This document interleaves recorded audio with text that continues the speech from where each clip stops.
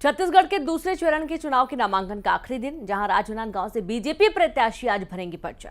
संतोष पांडे आज करवाएंगे नामांकन के दौरान मौजूद रहेंगे सीएम साय। दूसरे चरण के चुनाव के लिए आज नॉमिनेशन की प्रक्रिया का आखिरी दिन है और आज का जो नॉमिनेशन होगा बाकायदा शक्ति प्रदर्शन के माध्यम से एक प्रयास हर पार्टी के हर कैंडिडेट का यही होगा कि आज के नॉमिनेशन के दौरान कुछ शक्ति प्रदर्शन भी किया जाए, क्योंकि मॉडल कोड ऑफ कंडक्ट लगने के बाद से जो प्रचार है उसमें कुछ ज़रूर बाध्यताएं रहती हैं और इस दौरान जो एक छूट होती है वो नॉमिनेशन के दौरान होती है। हालांकि ऑफिस में ज़्यादा नेताओं की मौजूदगी नहीं होगी, लेकिन मुख्यमंत्री ज़रूर वहां पर मौजूद रहेंगे। भारतीय जनता पार्टी के जो नॉमिनेशन करने के लिए जाने वाले उम्मीदवार है दूसरे चरण के चुनाव के लिए नामांकन का आज आखिरी दिन है।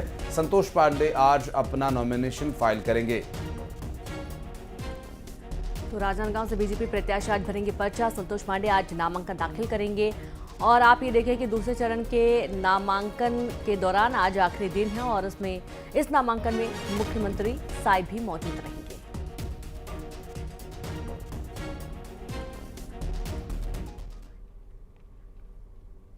और संजय निरुपम पर कांग्रेस ने बड़ा एक्शन लिया। कांग्रेस पार्टी ने निष्कासित किया पार्टी विरोधी बयानबाजी और गतिविधियों के चलते।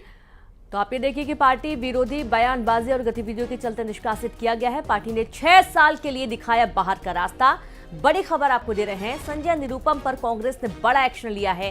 कांग्रेस पार्टी ने निष्कासित किया है पार्टी विरोधी बयानबाजी के चलते और आप ये देखिए कि पार्टी ने 6 साल के लिए बाहर का रास्ता संजय निरुपम को दिखाया है। कांग्रेस नेता रणदीप सुरजेवाला का विवादित बयान, जहां चुनाव प्रचार के दौरान उन्होंने विवादित बयान दिया है। हेमा मालिनी को लेकर उनके बयान को लेकर अब यहां निंदा भी हो रही है। दरअसल बिगड़े बोल हरियाणा के कैथल का ये वीडियो बताया जा रहा है, जिसमें कांग्रेस नेता रणदीप सुरजेवाला का ये विवादित बयान। रणदीप सुरजेवाला जो कि हरियाणा की पृष्ठभूमि से आने वाले नेता हैं और हेमा मालिनी जो कि भारतीय जनता पार्टी की मथुरा से अभी सिटिंग सांसद हैं, और यहां उनको लेकर जो बयान रणदीप सुरजेवाला ने दिया है उस पर अब लगातार निंदा की जा रही है उस बयान की। और भारतीय जनता पार्टी इस बयान को लेकर आक्रामक भी है और इस बयान का विरोध किया जा रहा है।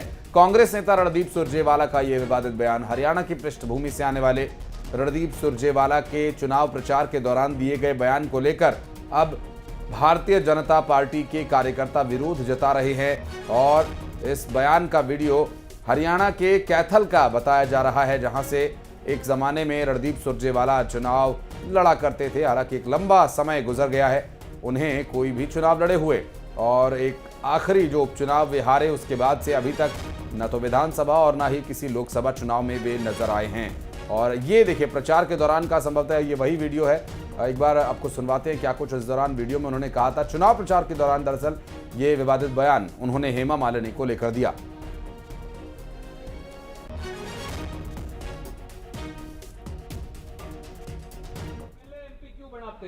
ताकि वो हमारी आवाज उठा सके, हमारी बात मनवाए, इसीलिए बनाते होंगे। कोई हेमा मालिनी तो है नहीं जो चाटने के लिए बनाते हो। एमएलए एमपी क्यों बनाते?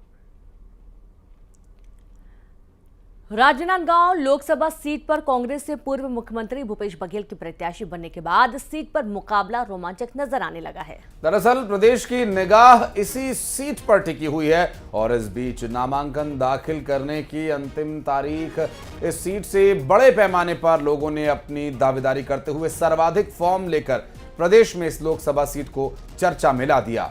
जिले में सबसे ज्यादा नामांकन फॉर्म लिए गए और एक दिन में 210 नामांकन लिए गए। नामांकन फॉर्म लेने में महिलाएं ज्यादा हैं, तो वहीं आखिरी दिन तक कुल 241 नामांकन फॉर्म लिए गए हैं। और इस सीट पर कांग्रेस पार्टी के लोकसभा चुनाव के उम्मीदवार भूपेश बघेल ने ये कहा भी था कि ज्यादा से ज्यादा संख्या में नॉमिनेशन फॉर्म लिए जाएं और एक तय आंकड़े के बाद इस सीट पर ईवीएम से नहीं बैलेट पेपर से वोटिंग करानी होगी चुनाव आयोग को। यदि एक तय सीमा से, वो तय सीमा 350 के आसपास का आंकड़ा जो वहां की परिस्थिति के अनुसार तय होता है। बहरहाल अब तक 241 फॉर्म बिक चुके हैं।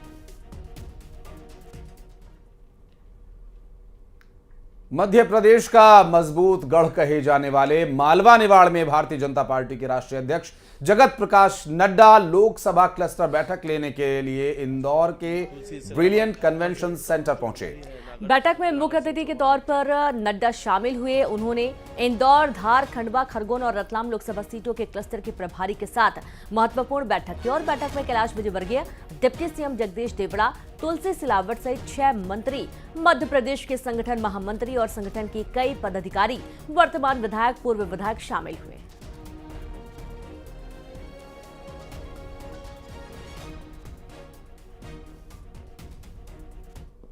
ये हम सबके लिए सौभाग्य की बात है कि आज क्लस्टर की बैठक लेने के लिए राष्ट्रीय अध्यक्ष हमारे जेपी नड्डा जी हमारे बीच में आ रहे हैं। उनका मार्गदर्शन होगा और सब लोग लोकसभा के चुनाव के लिए लगे हैं और यशस्वी प्रधानमंत्री जी को फिर एक बार मोदी सरकार और फिर उनको एक बार प्रधानमंत्री के रूप में बिठाना है।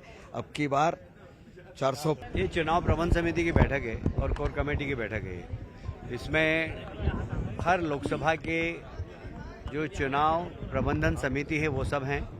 अभी तक की जानकारी लेंगे कि चुनाव की क्या क्या तैयारी हुई और भविष्य में क्या क्या करना, इस संबंध में मार्गदर्शन देंगे।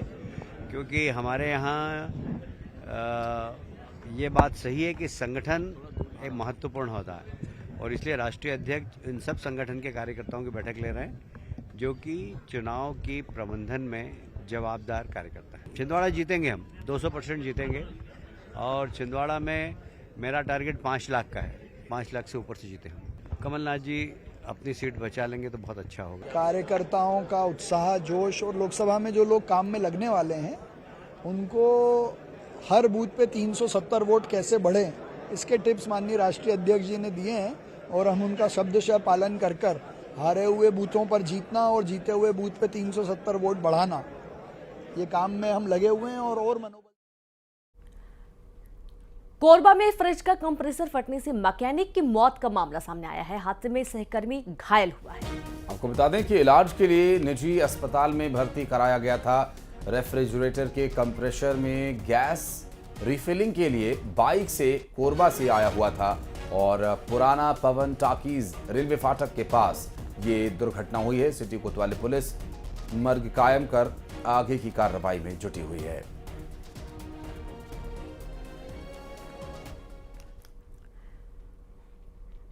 और जबलपुर में स्कूल्स की मनमानी पर बड़ी कार्रवाई, जहां दर्जनों स्कूल्स के खिलाफ एफआईआर दर्ज की गई है। अभिभावकों को दुकान विशेष से कॉपी किताबें खरीदने को बाध्य किया था।